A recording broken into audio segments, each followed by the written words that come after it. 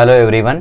तो पिछली बार मैंने एक वीडियो बनाया था कि कौन कौन से मैथ्स के टॉपिक फिजिक्स के लिए इम्पॉर्टेंट है, बट वो वीडियो में मैं पूरा डिटेल से नहीं बता पाया था, तो इसीलिए मैं इस वीडियो में आपको पूरा डिटेल में बताने वाला हूँ।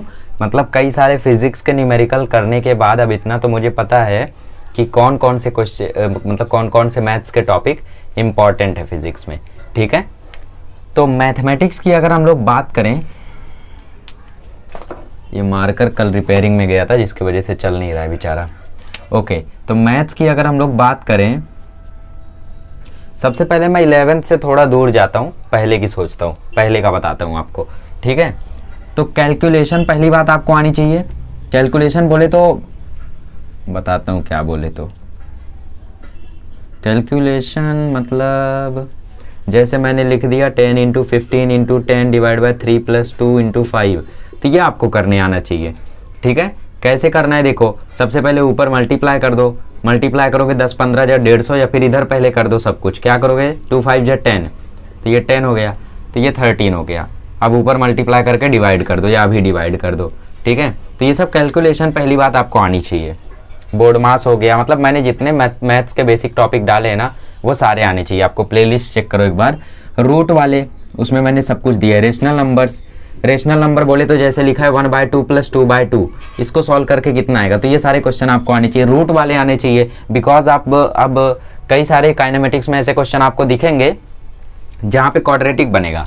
ठीक है, कहीं पे क्वाड्रेटिक सॉल्व होगा, कहीं पे क्वाड्रेटिक नहीं सॉल्व होगा, कहीं पे क्वाड्रेटिक सॉल्व करते समय आपको रूट में से कॉमन लेना पड़ेगा। सो वहाँ पे प्रॉब्लम आ सकती है, इसलिए आपको रूट का एडिशन सब्ट्रैक्शन आना चाहिए।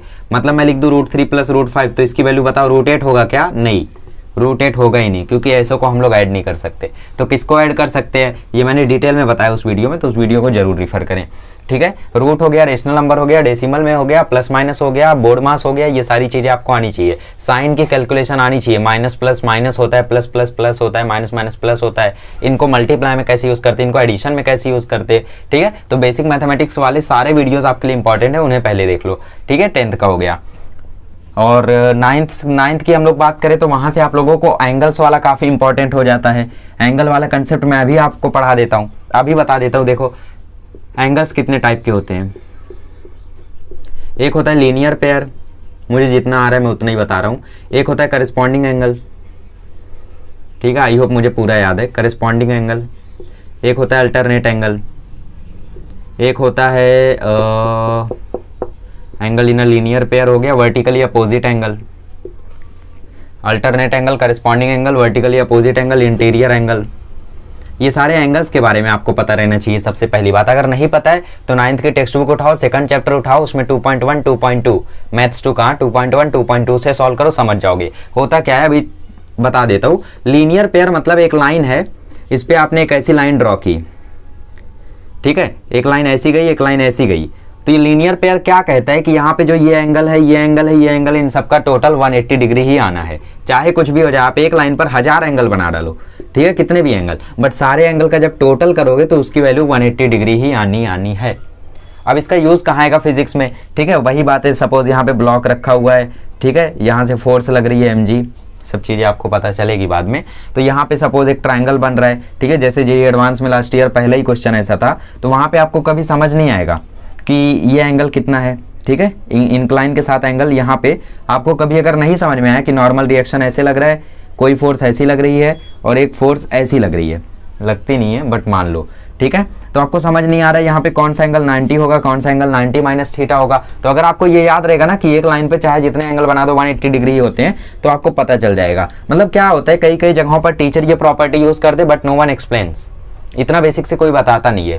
ठीक है, दैट्स द प्रॉब्लम। मतलब टीचर को खुद ही इतना श्योरिटी रहता है कि स्टूडेंट को ये आता होगा, इसीलिए नहीं बताते। मैं भी जब पढ़ाता हूँ तो मुझे भी कई बार याद नहीं रहता है, इसलिए मैं भी कभी कभी बेसिक से बता नहीं पाता। करस्पॉन्डिंग एंगल क्या होता है? करस्पॉन्डिंग एंगल, सपोज ये दो पैरेलल लाइन है, इसके ऊपर मैंने एक ट्रांसवर्सल ड्रॉ कर दिया, ठीक है, तो जो एंगल ये होगा ना वही एंगल ये भी होगा, गारंटी 100%। दो पैरेलल लाइन पे एक ट्रांसवर्सल ड्रॉ किया तो जो एंगल ये होगा वही एंगल ये होगा। पता कैसे चलेगा कब करस्पॉन्डिंग आया? अरे एफ बन रहा है, देख रहे हो एफ बन रहा है, तो जहां पे एफ आ गया समझ लेना वहां पे करस्पॉन्डिंग एंगल से टीचर ने दोनों एंगल को इक्वल लिख दिया है। ठीक है, मतलब टीचर्स क्या करेंगे, सपोज कोई ऐसा कुछ एंगल बन रहा है, ऐसा एंगल बन रहा है, टीचर बोलेंगे देखो ये भी थीटा है तो ये भी थीटा हो जाएगा, बताएंगे नहीं क्यों थीटा हो गया, बिकॉज उन्हें पता रहता है, ऐसा लगता है कि स्टूडेंट को आता होगा, बट कई सारे लोगों के मन में रह जाता है डाउट। तो ये करस्पॉन्डिंग एंगल से होता है। ये देख रहे हो ये ट्रांसवर्सल है और ये दोनों लाइन्स पैरेलल हैं, ये दोनों लाइन्स पैरेलल हैं, तो इसलिए इन दोनों का थीटा इक्वल है, बस इसी को टेढ़ा कर दिया है, ठीक है। ऐसा अल्टरनेट एंगल में जेड बनता है, जेड बनता है। जेड कैसे, सपोज ऊपर एक लाइन पैरेलल है, इधर एक लाइन पैरेलल है, इधर से ऐसा थीटा जा रहा है, ये बहुत यूज होगा खास करके यही वाली प्रॉब्लम्स में जो मैंने यहाँ पे बताया आपको, ठीक है। यहाँ पे काफ़ी यूज़ होगा, देखो कैसे यूज़ होगा।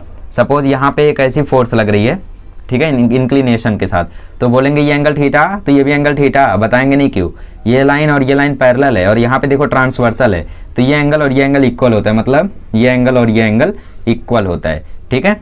और सपोज मैं एक और क्वेश्चन दे दूँ, ऐसा दिखा है तो वहाँ पे ये और ये इक्वल होगा, कब, जब लाइन पैरेलल रहेगी।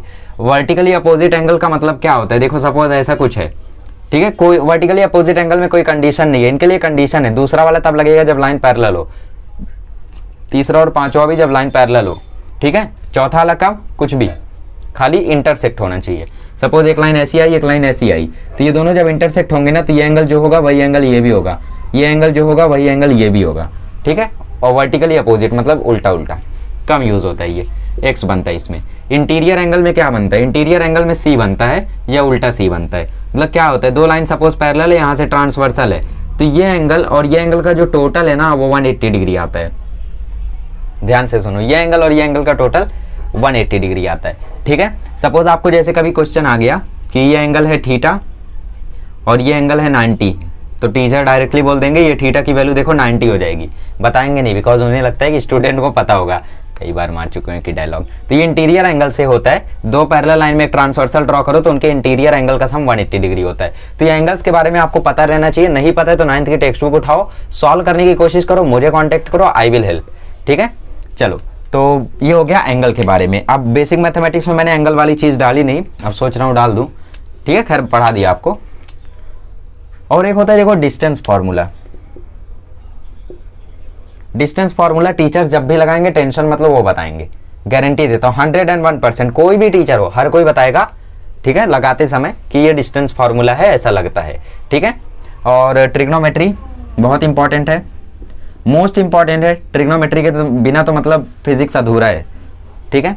जैसे अभी सपोज यहाँ पे एक थीटा बन रहा है और इसकी वैल्यू आ रही है sin 90 माइनस थीटा, तो टीचर्स लिख देंगे cos थीटा, टीचर बताएंगे भी कि sin 90 माइनस थीटा बेटा cos थीटा होता है, बट आप सोचते रह जाओगे क्यों।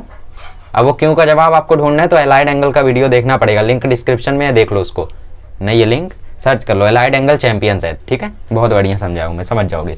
तो ये ट्रिग्नोमेट्री हो गया, मैं इसको रफ करता हूँ और भी चीजें लिखता हूँ, ठीक है। नेक्स्ट कंसेप्ट आता है हम लोगों का एंगल के ही ऊपर कि जो एक ट्राइंगल होता है ना उसके सारे angle sum of all angles of triangle is 180 degree, ऐसा होता है।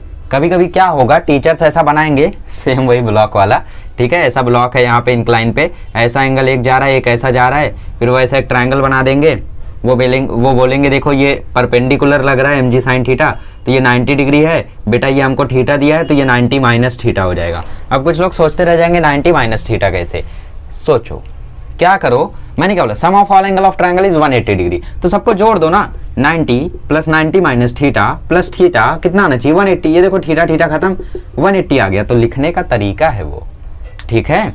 सपोज आपको देखो, सपोज आपको वो एंगल नहीं मालूम है, देखो कैसे आता है मैं आपको अब एक्सप्लेन ही कर देता हूँ। ये 90 डिग्री है, ये थीटा आपने बोला, आपको ये पता करना है ना, नहीं मालूम है, चलो रहने दो, ठीक है। तो क्या लिखोगे, angle plus angle is equal to 180 degree, कौन से एंगल भाई, ए बी सी, तो ए बी सी, ए कितना है आपका 90 डिग्री, बी कितना है आपका नहीं मालूम, सी कितना है आपका थीटा, ये कितना है 180 डिग्री, ठीक है। तो वो 90 वहां जाके माइनस होगा, थीटा वहां जाके माइनस होगा, तो एंगल बी की वैल्यू आएगी 180 माइनस 90 माइनस थीटा, तो एंगल बी देखो अपने आप आ रहा है 90 माइनस थीटा, इस तरीके से वो यहाँ पे लिख देते हैं 90 माइनस थीटा, समझ गए। यहाँ पे डाउट आता था, अब नहीं आएगा। नेक्स्ट इंपॉर्टेंट चीज है आपके लिए डिफरेंशिएशन इंटीग्रेशन, एक लिमिट तक का। वैसे तो जो लोग अभी फिजिक्स लिए हैं और मैथ्स भी लिए हैं वो लोग 12th में एकदम डिटेल में सीखेंगे और उसके बाद वो कभी उसमें फंसेंगे नहीं, बट जिन्होंने नहीं लिया उनको डिफरेंशिएशन इंटीग्रेशन एक लिमिट लेवल का सीखना होगा, ठीक है। मैथमेटिकल मेथड में मैं 2 वीडियो अलग अलग बनाऊंगा इस पर, डोंट वरी, कोशिश करना सीख जाओगे। डिफरेंशिएशन ईजी होता है, इंटीग्रेशन भी ईजी होता है, बस इसमें कुछ लोग वैल्यूज पुट करने में फंस जाते हैं। ठीक है, तो इसको बेसिक से कवर कर लो आप लोग, तो समझ गए। ये दो और इम्पॉर्टेंट चीज़ें हैं। और एंगल्स की बात कर लेते हैं हम लोग फिर से। एंगल में देखो एक रेडियन नाम की वैल्यू होती है, तो इसके लिए आप क्या करो, मैथ्स का जो angle and it's measurement chapter है ना, उसके question number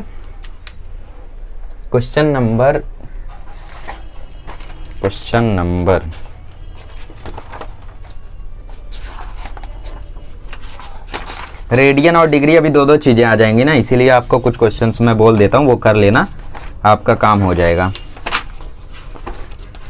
question number 3, question number 2 और क्वेश्चन नंबर 4 और आगे के सारे क्वेश्चन। ठीक है, क्वेश्चन नंबर 2 से लेके क्वेश्चन नंबर 12 तक आप कर लीजिए। क्वेश्चन नंबर 2 से लेके 1.1 का क्वेश्चन नंबर 2 से लेके 12 तक आप कर लीजिए। ठीक है, चाहे वीडियो से चाहे अपने से किसी तरीके से कर लीजिए, आपको रेडियन वगैरह समझ में आ जाएगा। ठीक है, तो ये सारी इंपॉर्टेंट चीजें हैं आपके लिए। अब मैथ्स 1 में तो और कुछ इंपॉर्टेंट है नहीं, कुछ देखो लगभग मैथ्स के सारे टॉपिक्स आपको आ जाते हैं। जैसे भी क्रॉस प्रोडक्ट करोगे तो उसका सम निकालने के लिए, मैग्नीट्यूड निकालने के लिए आपको डिटर्मिनेंट लगता है, तो वहाँ पे चौथा चैप्टर आ जाता है। बट डरने की बात नहीं है, क्योंकि वहाँ पे जब टीचर्स कराएंगे तो वो बताएंगे ये सब कैसा एंगल वगैरह वाला खेल, इसमें बताते नहीं है वो कि ऐसा ऐसा हो गया। तो that's the important point. Okay, तो ये सब आपको पहले से आने चाहिए। ट्रिग्नोमेट्री हो गया, differentiation, integration, angle, radian, calculation वगैरह तो एकदम अच्छे से आनी चाहिए। तो आप बेसिक मैथ्स का मेरा वीडियो देखो, जिसमें मैंने बच्चों वाले टॉपिक डाल के रखे हुए हैं। ठीक है, तो एक बार बच्चों वाली चीज़ें भी हमें रिवाइज करनी चाहिए, मैं भी रिवाइज करता हूँ वीडियो ही डाल के। ठीक है, तो इसी तरीके से आप लोग कर सकते हो। मैं और भी टॉपिक्स देख लेता हूँ, अगर मुझे इंपॉर्टेंट लगता है सो आई विल टेल यू। ठीक है, तो और कुछ तो इंपॉर्टेंट मुझे नहीं दिख रहा है, ये चीज़ें आपको पहली बात आनी चाहिए। और बेसिक मैथमेटिक्स की मेरी पूरी प्लेलिस्ट आप देख डालो, आधे से ज़्यादा कैलकुलेशन आपको आ जाएगा। एक बार कैलकुलेशन आ गया तो रूट, रेशनल, ये सब तो आ ही जाएगा। ठीक है, डिस्टेंस फार्मूला वो टीचर्स बताएंगे, वो सब उसकी टेंशन मत लो। ठीक है, ट्रिग्नोमेट्री का बेसिक आपको पता है कैसे करना है ना, यूट्यूब पे बहुत सारे वीडियोस अवेलेबल हैं। डिफरेंशिएशन, इंटीग्रेशन की तो बात ही मत पूछो, कितने वीडियोस अवेलेबल हैं। तो मैं एक आपको पूरी लिस्ट दे देता हूँ लास्ट में, जिससे आप लोग समझ जाएं कि कौन कौन से जरूरी टॉपिक्स हैं। ठीक है, थैंक यू सो मच।